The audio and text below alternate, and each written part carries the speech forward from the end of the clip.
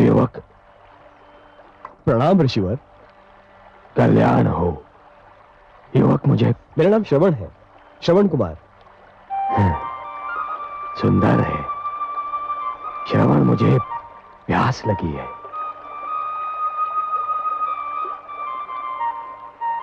क्या बात है? मुनि श्रेष्ठ, आपके वस्त्र तो आपका परिचय देते हैं, परंतु आपके शस्त्रों से आपका परिचय समझ में नहीं आता। तुम मुझे मेरे वस्त्र देखकर मुनि कह रहे हो, परंतु मेरा ये धनुष, मेरा परशु, ये तो मुझे मुनि सिद्ध नहीं करते। उच्च कुल का तो सिद्ध करते हैं। उच्च कुल? मेरा कर्म जाने बिना ही केवल मुझे देखकर ही तुमने मुझे उच्च कुल का सिद्ध कर दिया। आप अवश्य किसी श्रेष्ठ ऋषि की संतान हैं, परंतु मैं एक वैश्य मुनि और छोटी जाति की माता की संतान हूं। श्रवण, तुम्हें अपनी माता को छोटी जाति का कहते हुए लज्जा आनी चाहिए। माता तो माता होती है, जो पूजनीय होती है। व्यक्ति की पहचान उसके कर्म से होती है श्रवण। जन्म से तो सभी शूद्र होते हैं। जन्मना जायते शूद्राः संस्कारात् विजोच्यते। क्षमा करें, मैं तो आपका विचार करके कह रहा था। मेरे हाथों से जल लेकर। श्रवण, वायु हर श्रेणी के व्यक्ति को छू कर आती है, और हर श्रेणी के लोग उसी वायु से अपनी श्वास भर लेते हैं, शीतलता प्राप्त करते हैं। सूर्य की किरणें भी सभी के लिए समान होती हैं श्रवण। मेरा अर्थ समझ रहे हो ना? लाओ मुझे जल दो, मैं बहुत प्यासा हूं।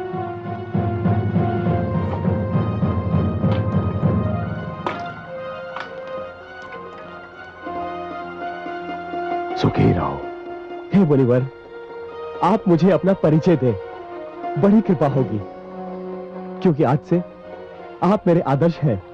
श्रवण, मैं ऋषि जमदग्नि और माता रेणुका का पुत्र परशुराम हूं। जन्म से तो ब्राह्मण हूं, किंतु कर्म से मुझे क्षत्रिय बनना पड़ा। भगवान परशुराम, अहो भाग्य मेरे, जो मुझे आपके दर्शन हुए। एक तीर्थ स्वयं चलकर मेरे पास आ गया। मैं तुम्हारा तात्पर्य नहीं समझा। मैं अपने अंधे माता पिता को तीर्थों की यात्रा कराने निकला हूं। वो जो बैठे हैं मेरे माता पिता हैं।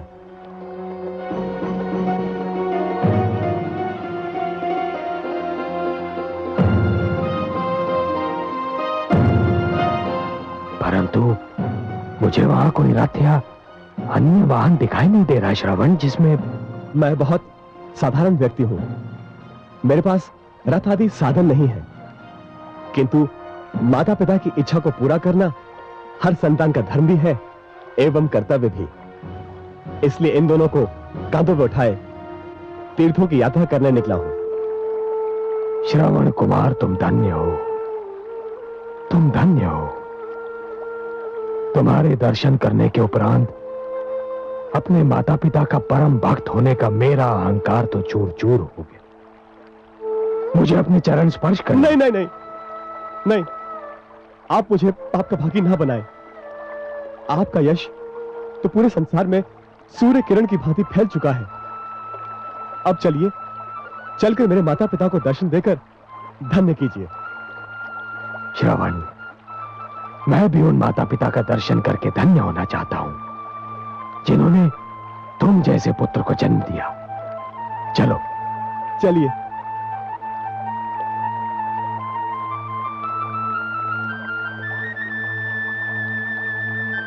माता पिताश्री, भगवान परशुराम पधारे हैं। हमारे धन्यवाद। हे भगवान परशुराम, हमें अपने चरण छूने दीजिए। नहीं माता, चरण स्पर्श तो मुझे आपके करने चाहिए।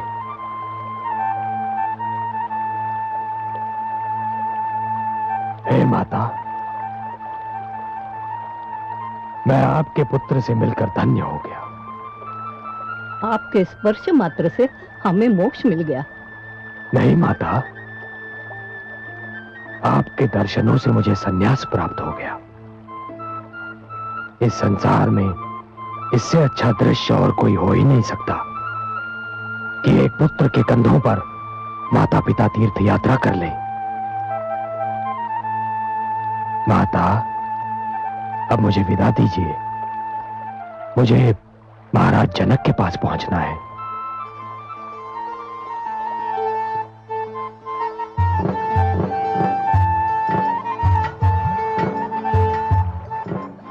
श्रवण, मैं हृदय से कामना करता हूं और आशीष भी देता हूं कि जब तक ये सृष्टि रहेगी, जब तक पुत्र धर्म की मर्यादा रहेगी, तुम्हारा नाम अमर रहेगा। आयुष्मान भव, आयुष्मान भव।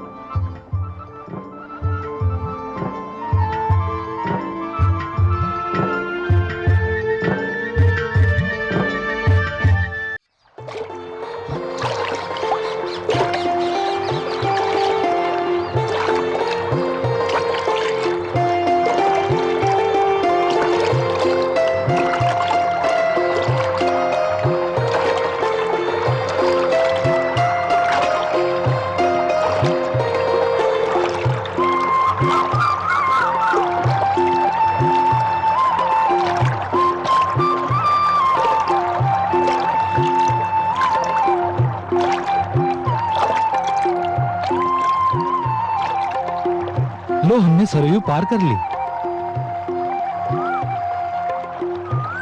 आइए माताश्री। हाँ। ध्यान से।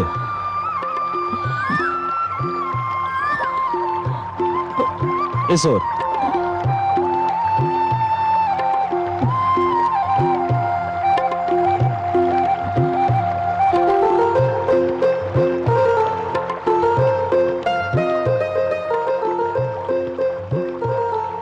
यहां बैठ जाइए।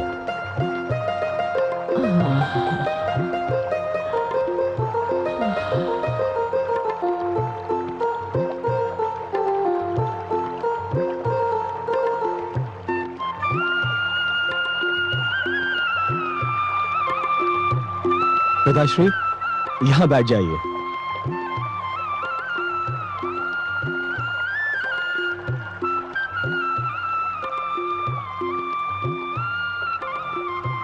बस तनिक ही दूरी पर राजा दशरथ की अयोध्या नगरी है। वहां पहुंचने पर तुम्हें स्थान स्थान पर कुटियाएं बनी हुई मिलेंगी। ये कुटियाएं महाराज दशरथ ने यात्रियों की सुविधा के लिए बनवाई हैं।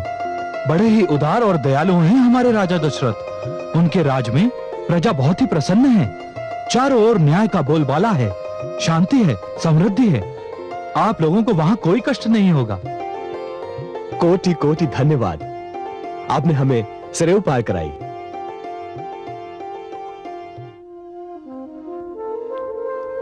माते, सत्तू दे दो। ये ले पुत्र।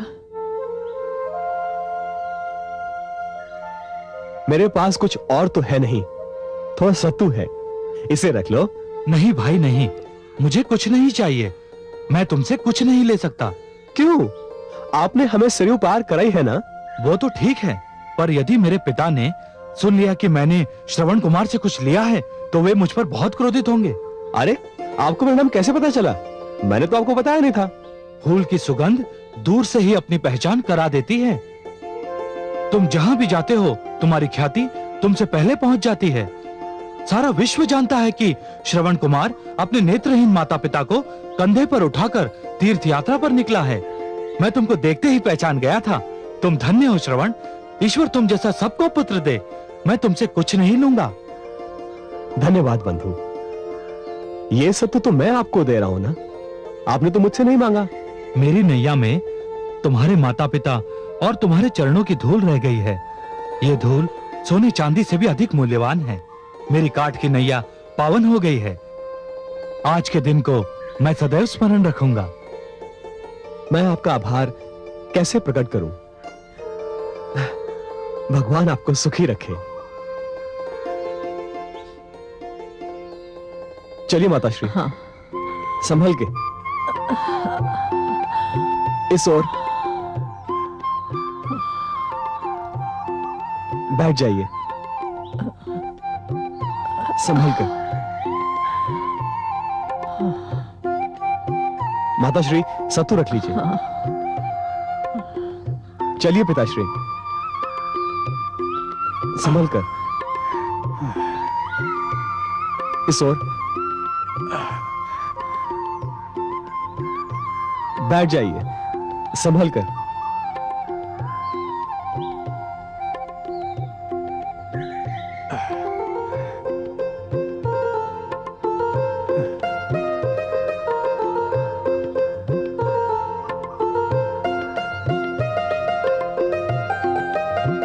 चरण स्पर्श करता हूं माताश्री। जुग जुग जियो बेटा। चरण स्पर्श करता हूं पिताश्री। चिरंजीवी भव पुत्र। जो तीर्थ यात्रियों पर कृपा करते हैं वह भी तीर्थ के पुण्य के भागी हो जाते हैं। मैं आप लोगों के दर्शन पाकर धन्य हो गया। आपका बहुत बहुत धन्यवाद।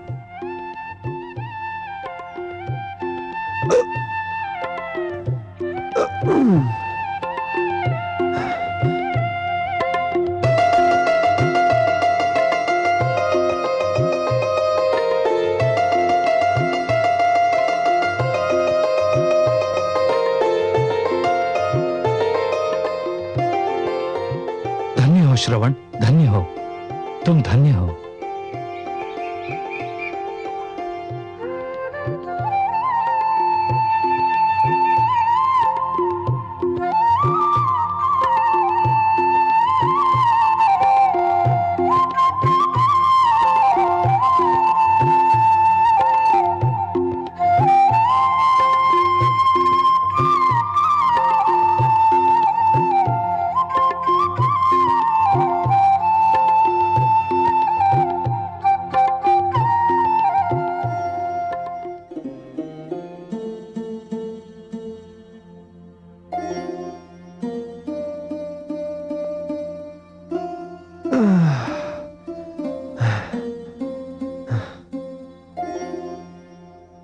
बड़ी सुंदर कुटिया है। चलिए माताश्री, भीतर चलते हैं। अच्छा पुत्र। संभल कर।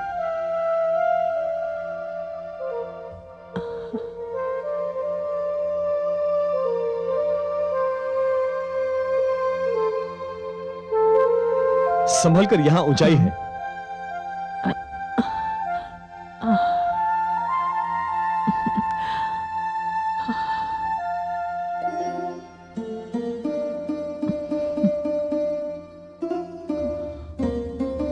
आइए, बैठ जाइए यहां पर। हाँ।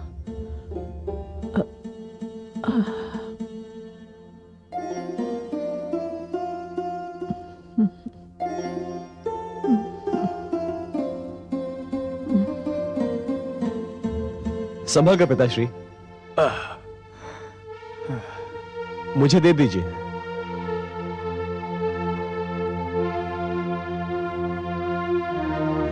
संभल कर, यहां ऊंचाई है।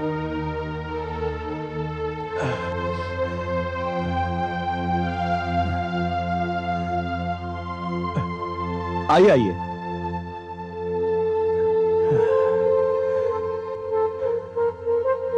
यहां पर बैठ जाए, संभल कर।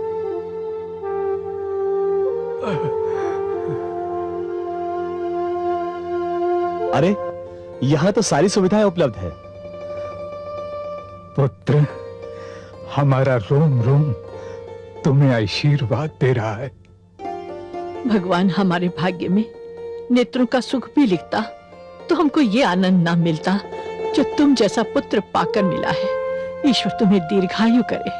मुझे पूरे संसार का धनकोष मिल भी जाता तो भी वो संतोष नहीं मिल सकता था जो आप दोनों की सेवा करने से मिला है। भगवान आप दोनों को सदा जीवित रखे और मैं इसी प्रकार आप लोगों की सेवा करता रहूं। और तो सारे तीर्थ हो गए पुत्र, बस काशी बाकी रह गया है। शिव की काशी के दर्शन हो जाएं तो हम धन्य हो जाएंगे। बस एक दिन विश्राम करके हम लोग कल ही चल देंगे। पुत्र, गला सूख रहा है, थोड़ा जल ले आते। मैं अभी लेके आता हूं।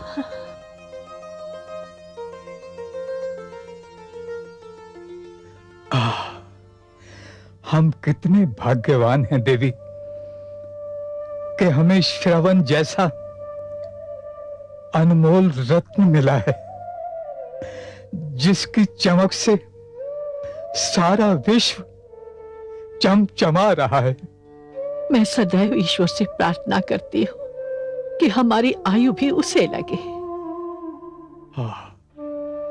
ये राजा दशरथ अपनी प्रजा का कितना ध्यान रखते हैं, है ना? तीर्थ यात्रियों के लिए कितनी सुंदर कुटिया बनाई हैं।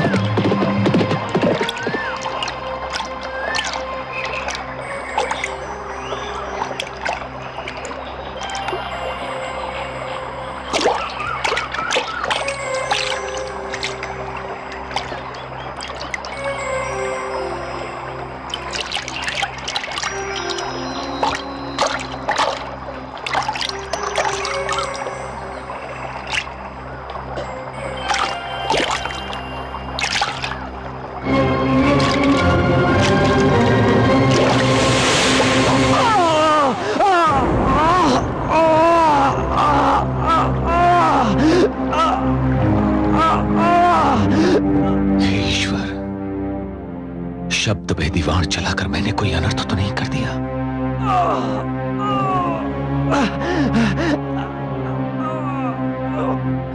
हे ईश्वर, अब मेरे माता पिता का क्या होगा? कौन कराएगा उनको तीर्थ यात्रा? मैंने किसी का क्या बिगाड़ा था?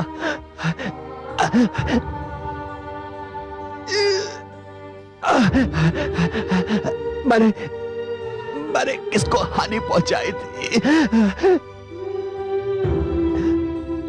मैंने तो आज तक किसी के साथ ऊंचे स्वर में बात भी नहीं की।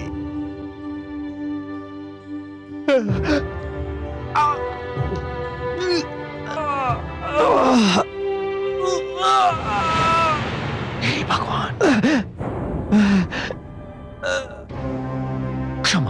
क्षमा कर दो युवक, क्षमा कर दो। मैंने तो मृग समझकर वाण चलाया था। मुझे क्या पता था कि मेरा वाण मृग को नहीं, एक कोमल हृदय को अपना आखेट बना लेगा। मुझसे अनर्थ हो गया युवक। अब पश्चाताप से क्या होगा? आप केवल ये बता दीजिए कि आप कौन है? मैं अभागा अयोध्या का राजा दशरथ हूं। मैं आपके दर्शन पाके धन्य हो गया राजन। हे महाराज, मेरी आपसे एक विनती है। कहो वत्स। विनती नहीं, आदेश करो, आदेश करो। मेरे माता पिता प्यास से व्याकुल है। मैं उन्हीं के लिए जल लेने आया था। उस जल पात्र में जल भर चुका था। आप जल पात्र ले जाकर मेरे माता पिता की प्यास बुझा दीजिए। विलंब हुआ तो वो प्यास से मर जाएंगे। अभी जाता हूं वत्स, अभी जाता हूं।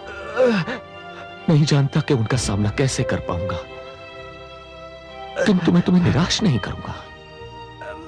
राजन, राजन, कहो वत्स। आप राजा हैं। आपके पास साधनों की कमी नहीं है।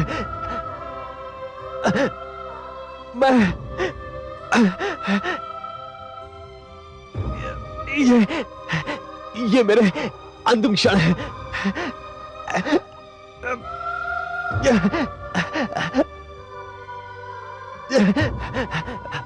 माता पिता की सेवा करने का मेरा संकल्प मन में रह गया। एक मरते हुए पुत्र की एक और विनती मान लीजिए।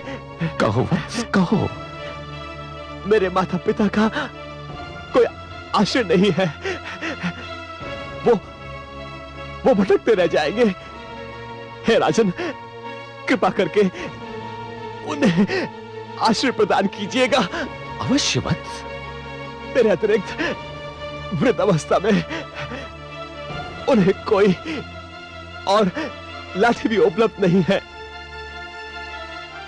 हे राजन, उनके जीविकोपार्जन का प्रबंध अवश्य। वत्स, वत्स।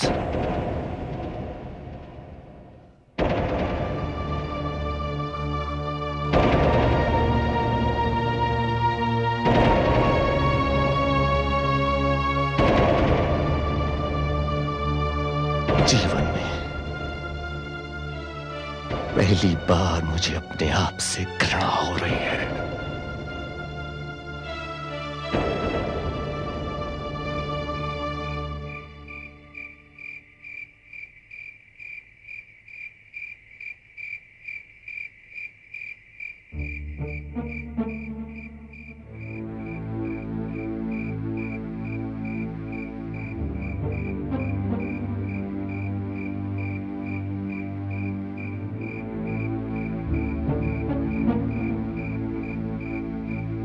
बहुत देर हो गई, श्रवण अभी तक जल लेकर नहीं लौटा।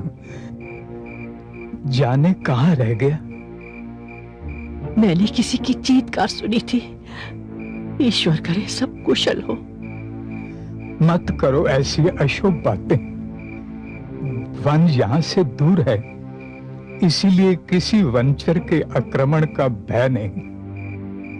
और फिर राजा दशरथ की अयोध्या के लिए तो सुना है कि लोग अपने घरों के किवाड़ बंद नहीं करते, सो चोर और लुटेरों का भय भी नहीं।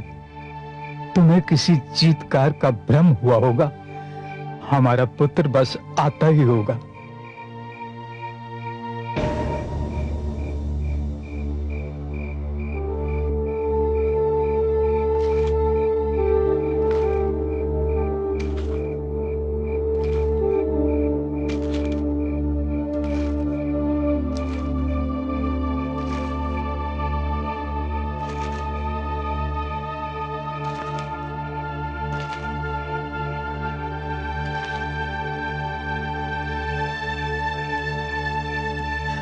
आ गया मेरा पुत्र। कहां रह गए थे पुत्र? हम तो व्याकुल हो उठे थे। तुम जानते हो, क्षण भर के लिए भी तुम हमसे दूर हो जाते हो। हम व्याकुल हो जाते हैं। मेरा प्यास से कंठ सूख रहा है, चल लाए हो ना। बोलते क्यों नहीं पुत्र? क्या बात है? पुत्र तुम ठीक तो हो ना? प्रिय श्रवण, तुम जानते हो कि हम नेत्रहीनों के लिए तुम्हारी वाणी ही मार्ग का दिया भी है और लाठी भी। तुम्हारी वाणी सुनकर तो हम मार्ग पर चल पाते हैं। तुम चुप हो जाओगे तो हम दोनों तो भटक कर रह जाएंगे। हम अंधों से क्या भूल हो गई पुत्र, जो हमसे रूठ कर चुप हो गए।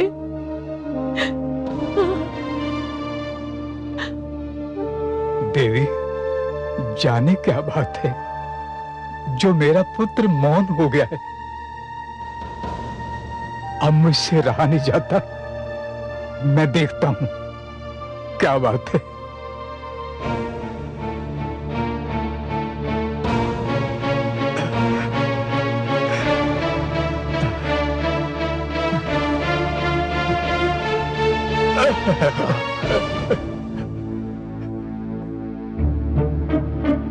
कौन हो तुम? तुम कौन हो? मैं आपका अपराधी। ये कौन है जो स्वयं को अपराधी कह रहा है? देवी, मैं अयोध्या नरेश दशरथ हूँ। राजा दशरथ? राजा दशरथ हमारे अहोभाग्य, किंतु हमारा श्रवण नहीं आया। वो हमारे लिए जल लेने गया था।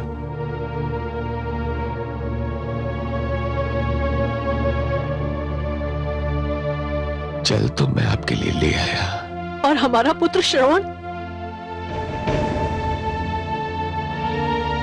उसे मैं नहीं ला सका। क्यों? कहाँ है वो? आपका पुत्र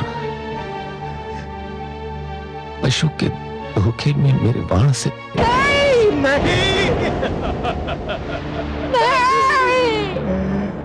तूने मेरे पुत्र को मार दिया। तुमने मेरे पुत्र को पशु की भांति मार दिया। नहीं देवी, पशु की भांति नहीं, पशु के धोखे में। सरयू तट पर मैंने एक ध्वनि सुनी और बिना सोचे समझे शब्द भेदी वाण चला दिया और आपका हाय मेरा श्रवण, हाय मेरा पुत्र, हाय पुत्र, तू हमें भटकने के लिए छोड़कर कहाँ चला गया?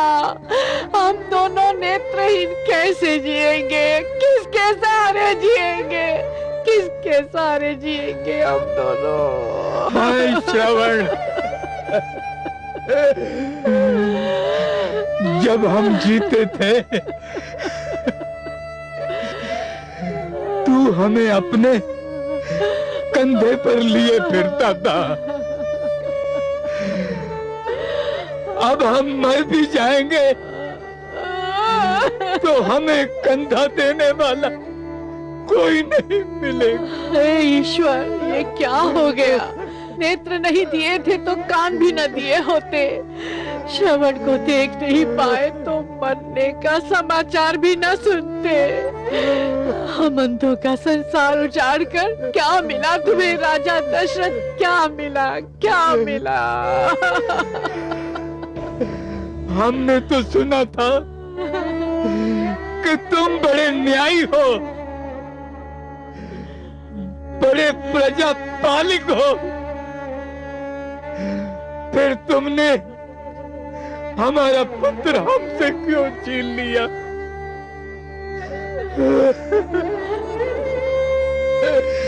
अब हमें काशी कौन ले जाएगा? मैं ले जाऊंगा आप दोनों को काशी, आपके पुत्र की भांति। अरे जब पुत्र ही नहीं रहा तो काशी जाकर क्या करेंगे? मैं आपका अपराधी हूँ, अपना अपराध स्वीकार करता हूँ। आप जो चाहे दंड दें मुझे। अरे दंड देने से क्या होगा? तुमने तो हमें जीते जी मार दिया। दंड देने से हमारा पुत्र वापस तो नहीं मिल जाएगा ना। दंड तो हम नहीं देंगे, पर श्राप देकर अपना कलेजा अवश्य ठंडा करेंगे। नहीं, हे दशरथ, जिस प्रकार तुमने हमारे बुढ़ापे की लाठी छीनकर हमें दुख दिया है,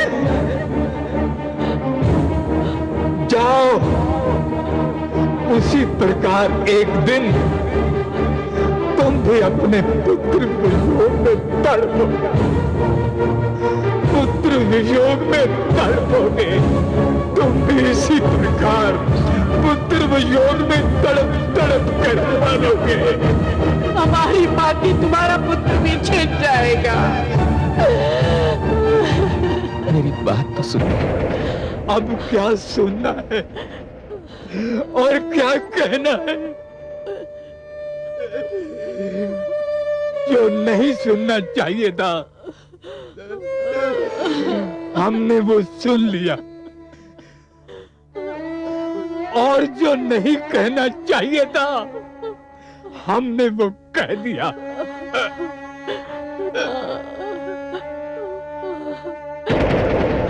स्वामी, स्वामी।